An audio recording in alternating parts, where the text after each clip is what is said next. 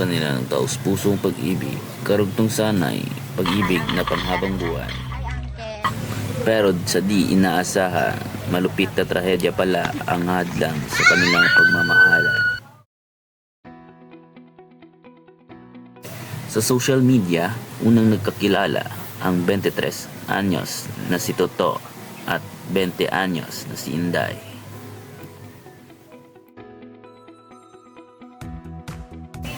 Ang pagmamahalan daw nila ni Toto at Inday ay hindi nila inilihim sa kanyang mga magulang.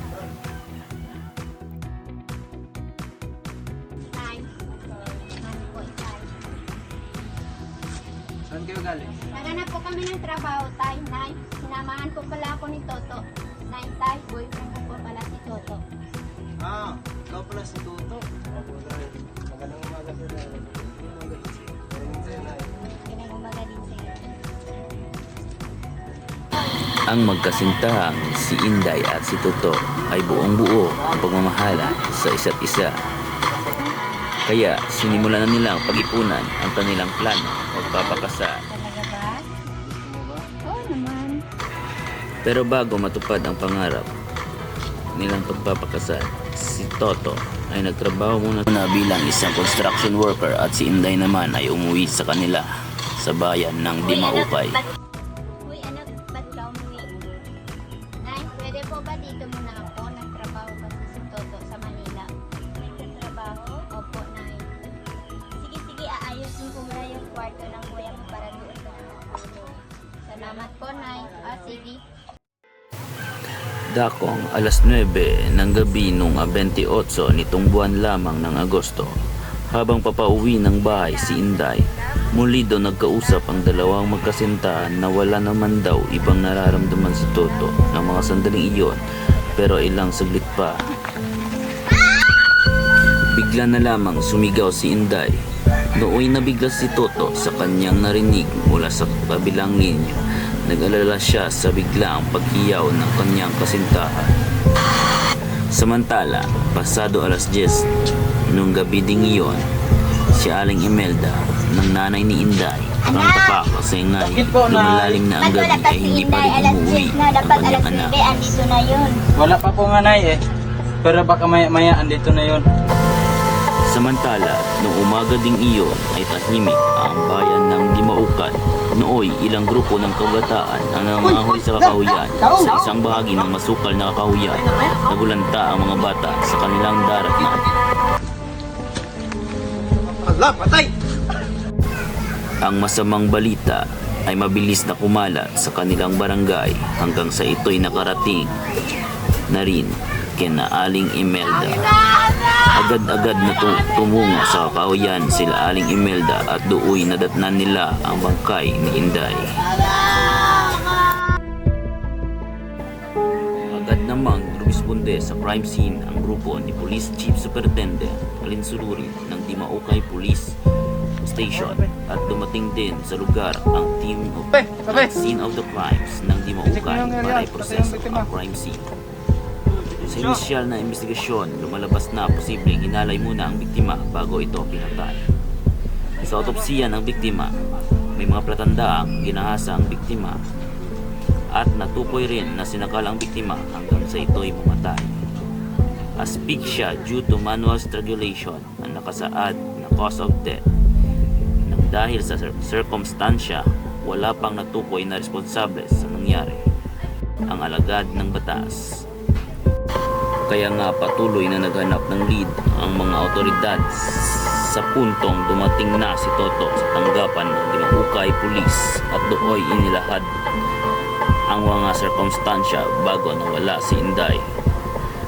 At dahil sa mga inilahad ni Toto ay naniniwala ang otoridad na kalugar lang nila ang responsable sa pagpatay. Ang mga pangyayaring di man nakita ni Toto pero narinig niya sa cellphone, kaya nga ito ang naging lead sa investigasyon. Sa kabila nito ay di pa rin matukoy ng mga pulis ang responsable sa pagpatay.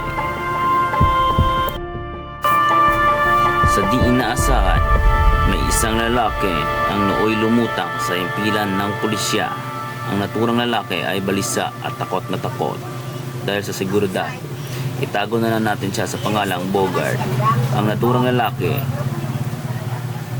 batay sa kanyang sinumpaang salaysay, pasado alas 9:28 ng Agosto, pauwi na raw siya noon sa inuman.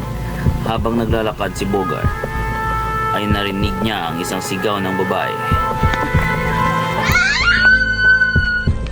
At nooy hinanap niya raw kung nasan nanggagaling ang sigaw. Ngunit may sumalubong sa kanyang isang lalaki. Ang lalaking sumalubong sa kanya ay tinutukoy niyang si Arnold Schwarzenegger alias Adi, at ang tatlo pa sa likod nito na sina Arnulfo Tagumatayon, Stephen Seagal at James Garden.